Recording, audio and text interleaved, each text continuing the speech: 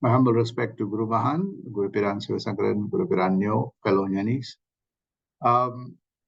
This is the second week of 2024, and last week we had kind of a good reflection of 2023 and 2024, great ideas. And today I'm going to continue Swamiji's chapter 27 on electrical energy. You'll see that some of the previous satsangs of the universe, the self, and also meditation and what we do in life is really important, particularly when we look at who we are as a being. And so you'll have a kind of a different perspective of who we are in the context of the universe. And there are three aspects to what we have covered so far. Prakriti is nature, and then how the construct of nature is.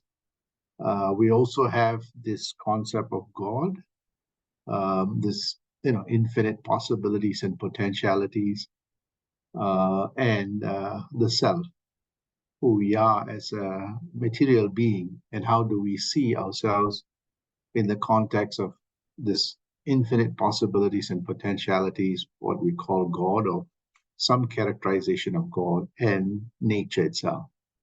So here we're going to see one aspect of all this and how Mahan captures this in this chapter. So what we have is that, here this chapter is about electrical energy and how does it relate to us. And I think it's really important for us to understand why Swamiji brings this topic here. And before that, we need to define what electricity is.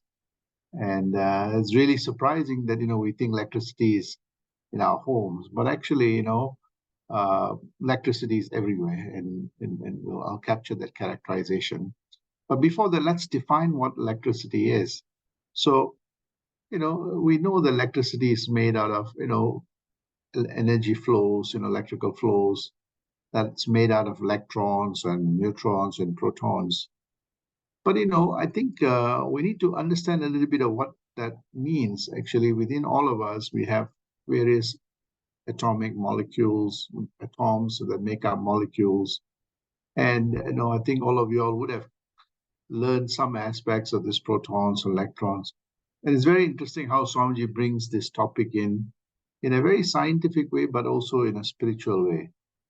And we see that in all of us, we have multitude of, atoms and electrons. And when the electrons move between the atoms, we see that,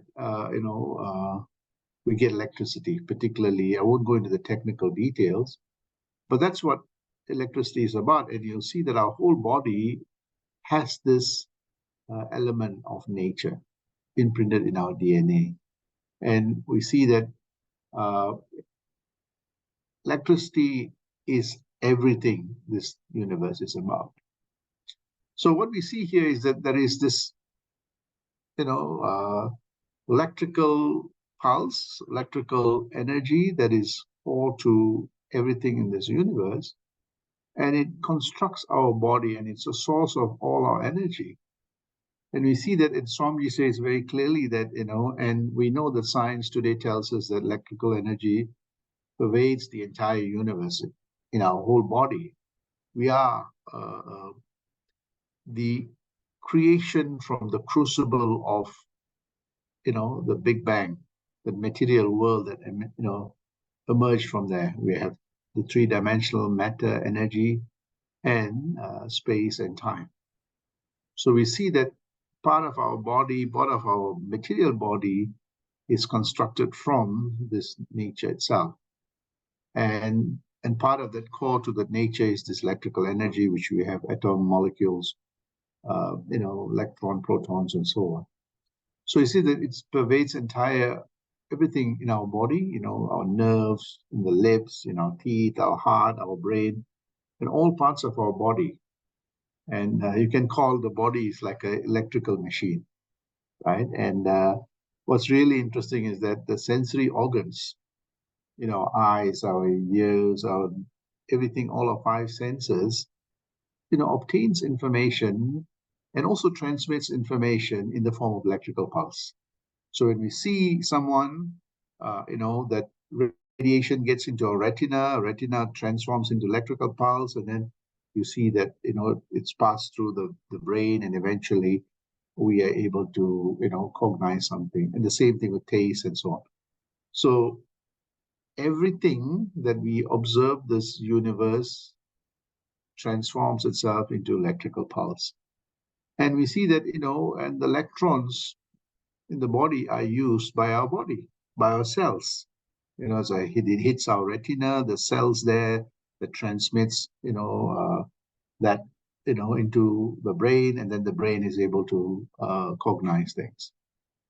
So you see the electrons are used by the body, the cells in the body to make energy, right? And this is really crucial. And we see that a crucial part of that energy is food. And food contains high energy electrons. We see that we have to eat food, and we have all the nutrients in the food that has got atoms and molecules and so on. And we have to consume food. But plants make food in a different way through, photosynthesis, also light, and it's able to convert that into food. Why is all this important? Because, our whole body, body, mind, personality is constructed from the electrical pulse. We can call that we are actually solar beings, and the sources of the electrical energy is, of course, the sun, and the food and the water all gets its, energy from the sun. Sound is also another electrical pulse. Color, you have all the spectrums, is also electrical pulse that we cognize. The natural fibers, matter, essential oils from the plants. The plants have very, very important oils, right, for food, for smell. So we see that all these are part and parcel of that molecules. If we break it down, it becomes atoms, and we consume it, and it constructs our body. Similarly, when we die, our body goes to a deconstruction, and you see that, other plants and animals utilize it. So the sources of the electrical energy is one, nature itself. The second one is actually people itself. We ourselves can generate electrical energy, through sunbathing. People go out, they do the Surya Namaskara. If you go to Western countries, if you're living in a winter country, you see that oftentimes people go out and get the sun. Sun is very important. It gives important vitamins. The other aspect of generating electrical pulse in our body is actually exercise. Meditation, you see that later on I'll speak about how meditation helps the mind to become more calmer and cooler, and it magnifies electrical pulse in certain parts of our brain. Prayer is also really important. Prayer gives us a sense of sublimity, calmness, and confidence that generates positive electrical energy. And of course, meditation, both exercise, meditation, prayer, including sunbathing, which gives us all the energy, impacts our mental and emotional state. So all this this is, one is nature, the other one is people themselves can generate, the electrical pulse. How harmonious that electrical energy is depends very much on how much sun we get. If in places where you don't have much sun, you see people become depressed, and it impacts their psychological state. The same thing also exercise, going for walks, meditation, all these have an impact on how, the state of our, electrical energy or energy itself, because energy itself is in the form of electricity. So we see that, Swamiji devotes some time on why this electrical energy is really important. There are other sources of electrical energy. Human beings have deciphered the atom, and we were able to understand electrical energy and how that forms magnetic fields, and we learn we know everything about magnetic fields, both naturally and also we can create electromagnetic fields. And things such as mobile phones, everything operates on that electrical, field. Electricity itself, that we were able to harness that. Light and sound are also man-made. We know how to create this. And we also have synthetic chemicals, we know how to put chemicals together. So we see that there are a whole range of man-made electrical energies that we create. Some have positive impact, many have a negative impact on our own electrical field. So we know now, there's a lot of scientific work that when we are in this artificial magnetic field, it disrupts our body electrical energy flow. We see that, there are signs that tells us that the more stronger the electrical pulse, it disrupts our body and our cells go haywire, and that causes endocrinal, disorders. We see diabetes, and we see cancer incidences. So um, man-made, electrical pulse can bring positive. So, for example, to treat cancer, we know how to use the magnetic fields to, treat cancer. But if we are exposed to it too much, we also cause major problems, disrupts a lot of our electrical pulse in our body itself. We also see that, these electrons, how does it impact our body? It, is impacted by both the electromagnetic field is impacted by the tissue pH level. So if our body is too acidic, the way the electrons function, the way cells behave, all becomes very different. The same thing with, tissue oxidation, level of water, a whole host of things. Cooking. This is something very interesting. When we cook food too much, we see that all the nutrients is lost, right? And it evaporates. So we see that when that happens, we don't get the full nutrients. So that's why in many places they eat raw food, particularly salads and so on, to ensure that the body is able to absorb and digest important elements, that harnesses our electrical energy. The other aspect is actually every cellular membrane has this thing called a compound that enables the flow of electricity in our system. And many things can disrupt that, magnetic fields, synthetic chemicals, light and sound, all these things have an impact on the compound that, is enrapture that cell that enable the community, the flow of electricity. So this is why, making sure our diet is good, we have exercise, we have good sleep, all these are very important, that has a harmonizing impact on the electrical flows. And in any one of them is disrupted, we see that cellular level, we have all kinds of challenge, we can't sleep, we get disturbed, and you get all kinds of disorders that come in. So the whole aspect of food, exercise, meditation is actually to ensure that, at the cellular level, there's a lot of harmony. And when that is there, you see that our body is healthy, our mind is healthy, we become more alert, we become more energized. Right? So here Swamiji speaks about how we harmonize the electrical energy. Here are some of the kind of things that we should look out for. This is a very important study that shows that negative emotions can disrupt our signals, particularly the brain. The brain is really important because when our emotional state is not stable, the brain is, not operating in a harmonious way. And there are parts of the brain, like the pituitary, pineal glands that control our hormones, starts going haywire. And that has an impact on our endocrinal system. We have palpitation, heart starts, ramping up very quickly. So we see that, emotional state is so important. That's why meditation, exercise, food is really important. Uh, Again, we see that, when we have positive emotions, that reinforces the brain to acquire the necessary nutrients. As I said earlier, the flow of energy becomes much more better. You become more sharper, become the sense of clarity. It also, boosts our immune system, right? And similarly, we see that it impacts our psychological state. And, we see that,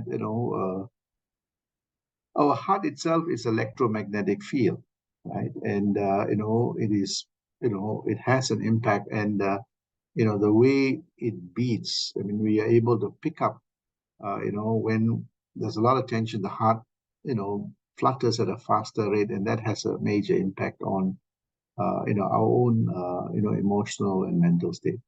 It's very interesting, even in the fetal studies have shown that the fetal development, the heart forms and starts beating before the brain begins. So we see that, the heart has so much electrical pulse to keep that body operational. So that is why we see that when we meditate, our breathing slows down, the, heart rate comes down, our lungs, become more, as the heart, heart uses a lot of energy. So, and, if it's beating really hard, we have to really bring in a lot of oxygen to create that energy. So we see that the knock-on effect becomes phenomenal. But when we meditate, we take things more calmer and more cooler. We see that the heart rate becomes more, stable. Our lung functions become stable.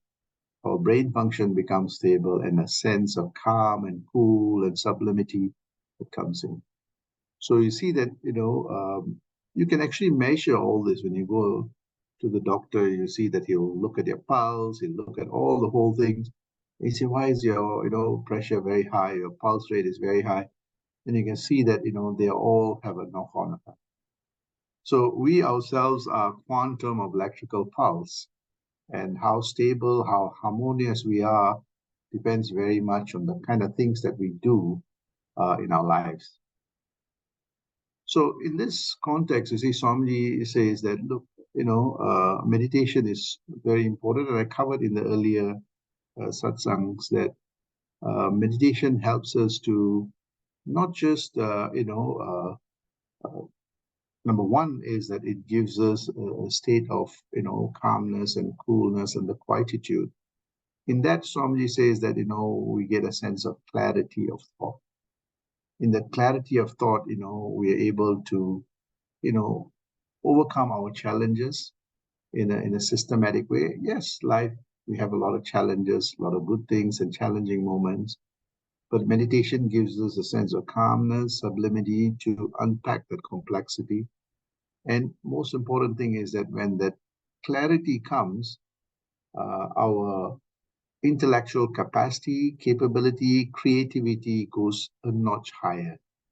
And we see that, we know how to sift what is important and what is not important. And this is where we cultivate an important quality called viveka, the ability to take what is needed for the mind to grow, expand, and develop, and learning how to keep what is not necessary. So this notion of viveka is critical so the whole idea of meditation helping us, viveka, to be able to separate out what is transitory and what is permanent, what is eternal, what is, illusion and what is reality. So the mind has that clarity. And that's what meditation gives us. It also helps us to be able to acquire the next quality, which is actually about vairagya, to be able to not be, too perturbed by things in life, right? There are moments that are going to be great. There are moments that are going to be challenging. All this will pass. right? So not to be overly caught up by this material things. So this is what Vairagya means.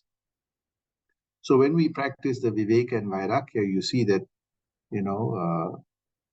we call this endogeneity. That is, when we start practicing meditation, we get a sense of clarity. The sense of clarity helps us to get Viveka and Vairagya, and that reinforces that calm, sublimity, the clarity. So there is a beautiful cycle that takes place between the two, where you come to a stage where it is integrated as one.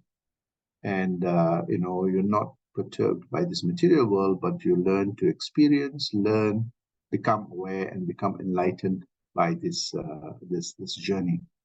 And this is what Mahan talks about, how this whole notion of living in a way that we have a harmonious life that harmonizes our physical body, which is in an electrical form. There's a harmony of our electrical flows. And the electrical flows, when it harmonizes, we see that our mindset, becomes more harmonized. Our, thinking become more harmonized. Our body become more calmer, more healthier, and more peaceful. We live a more peaceful life, and that in itself helps us to become more aware of who we are. So in this, Swamiji says that in the flames of my tapas, that means that meditation, I attain my own self. Now, this is very important. I mean, we talked about this meditation. You see that the way Mahan teaches this meditation is that it's actually focusing the mind on the electrical pulse, right? Our body itself is a quantum of electrical pulse.